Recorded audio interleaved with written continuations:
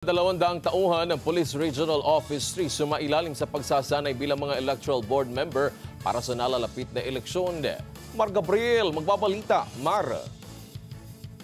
Isang buwan bago ang 2025 midterm election, sumailalim sa pagsasanay ang bilang mga electoral board member ang nasa 200 tauhan ng Central Luzon Police. Pinangunahan ito mismo ng mga tauhan ng Commission on Elections kung saan tinalakay nila ang election laws and procedures. Tinuruan din ng mga pulis kung paano i-operate ang vote counting machine na gagamitin sa halalan.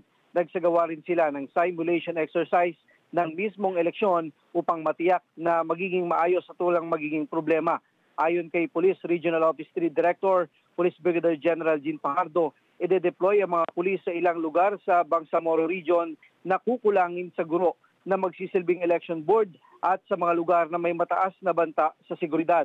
Tiniyak din ni Pajardo na sinanay ang kanilang mga tauhan para maging neutral at maasahang mga miyembro ng electoral board na makakatulong sa pagsiguro ng maayos at payapang eleksyon. Bukod sa midterm elections, gagamitin din ng mga police electoral board sa idaraos na Bangsamoro Parliament elections. Para sa mata ng Agila, Mar Gabriel, matatag, matapang, matapat.